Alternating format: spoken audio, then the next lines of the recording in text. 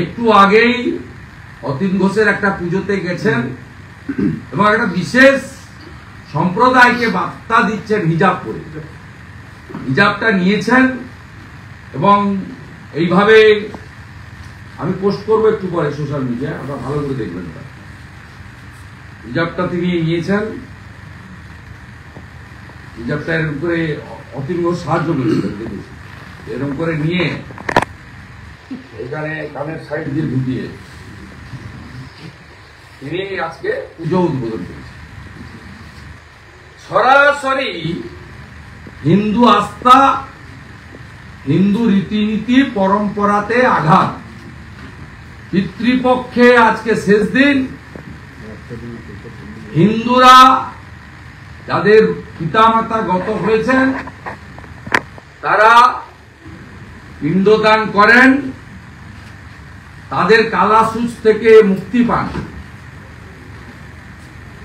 আজকে এখানে কোনো হয় না, কয়েক ঘন্টা অপেক্ষা করে আগামীকাল একদম পুরো প্ল্যান্ড হয়েছে। যেহেতু হিন্দুরা বিভক্ত, হিন্দুরা ভোট দিতে যান না, মানে সবাই ভোট দিতে গেলেও অনেকে অনেকভাবে ভোট দেন, ভাগ করেন। একটা বিশেষ মেসেজ তিনি 32-33% ভোটারকে দিচ্ছেন যে আমি কমপ্লিটলি সেকুলার, আমি নাস্তিক, নাস্তিক নয়, আমি প্রো মুসলিম লীগ। এটা clear message to consolidate her vote bank.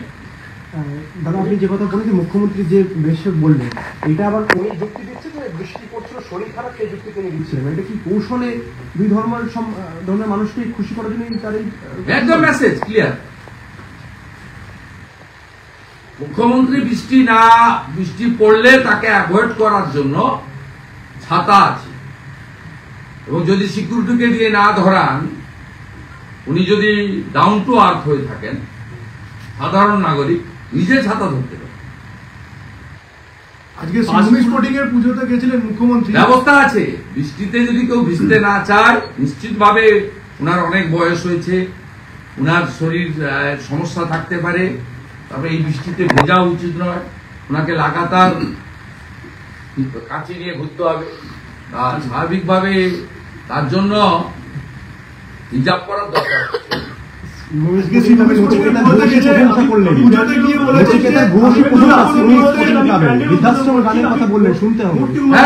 ভগবান শ্রীরামকে নচিকেতা আক্রমণ করেছে না আরামবাগে গিয়ে, গত বছর আরামবাগ মেলাতে গিয়ে ভগবান শ্রীরামকে আক্রমণ করেছে। হিন্দু দেবকে, ভগবানকে আক্রমণ যিনি করেছেন, তিনি অনেক পুরস্কারও পাবেন, ভাতাও পাবেন, সম্মানও পাবেন। মুখ্যমন্ত্রী খুশি, কারণ মুখ্যমন্ত্রী প্রকাশ্যে মাইক ধরে বলেন আরএসএস, বিশ্ব হিন্দু পরিষদ, বজরং দল এরা জঙ্গিবাদী, এরা দাঙ্গা লাগায়, হিন্দু ধর্মকে গন্ধা ধর্ম, মহাকুম্ভকে মৃত্যুকুম্ভ। 22শে জানুয়ারি 2024 রাম মন্দির উদ্বোধনের দিন পার্ক সার্কাসে মিছিল করেন, সংগতি মিছিল।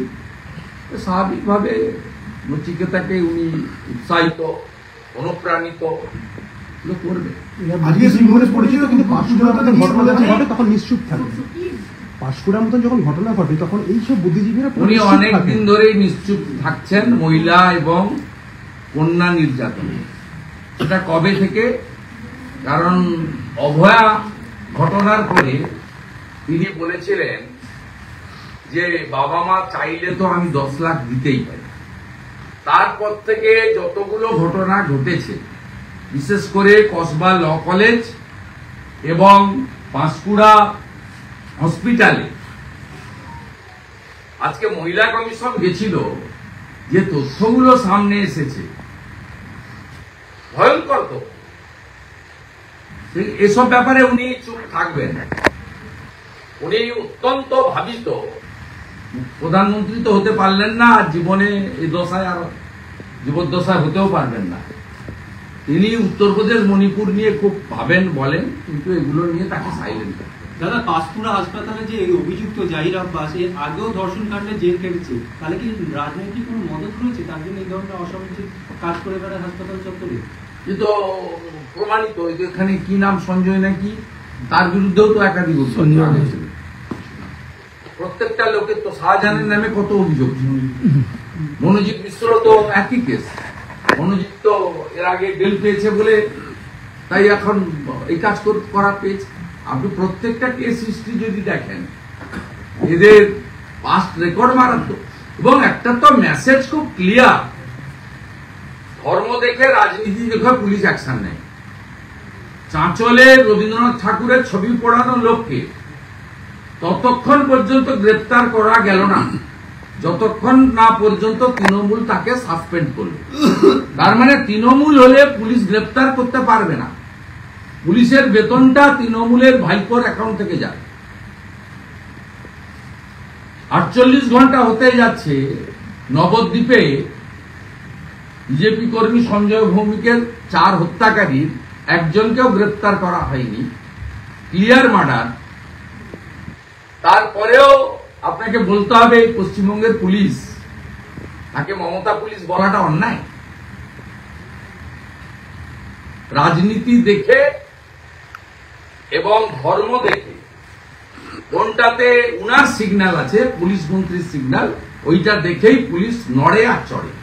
আজকে শিবভূমি স্পোর্টিং এর পুজো উদ্বোধনে কি বলেছেন যে আমি মণ্ডপ উদ্বোধন করতে এসেছি, পুজো উদ্বোধন করতে আসিনি, প্রতিমা উন্মোচন করতে আসেনি, প্যান্ডেল উদ্বোধন করতে এসেছি।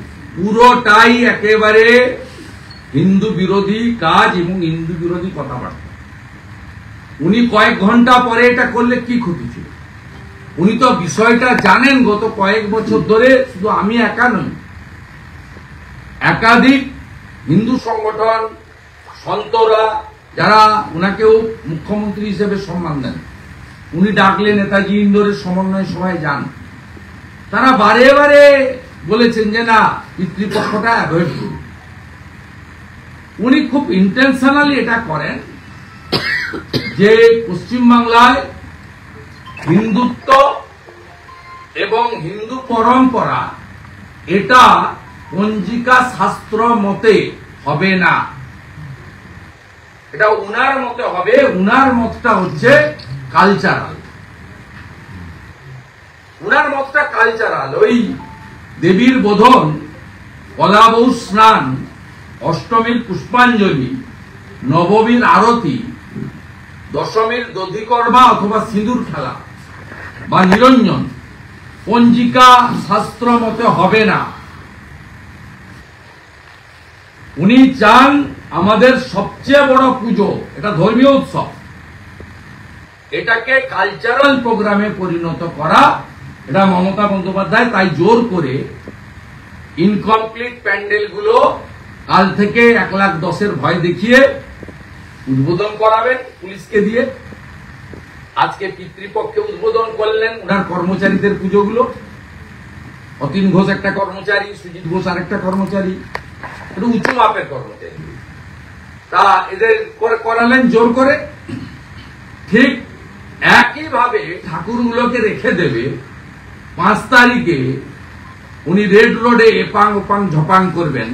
তার জন্য বিজয়া দশমীতে আপনি চাইলেও ঠাকুর বিসর্জন করতে পারবেন না, কারণ ওই দিন উনি হাত নাড়বেন আর আপনারা লাইক করবেন। আমাদের ভিডিও ভালো লাগলে লাইক এবং শেয়ার করুন। কমেন্ট সেকশনে গিয়ে জানান আপনাদের মতামত। আরও ভিডিও পেতে আমাদের চ্যানেল সাবস্ক্রাইব করুন এবং প্রতি মুহূর্তে খবরের আপডেট পেতে প্রেস করুন বেল আইকন।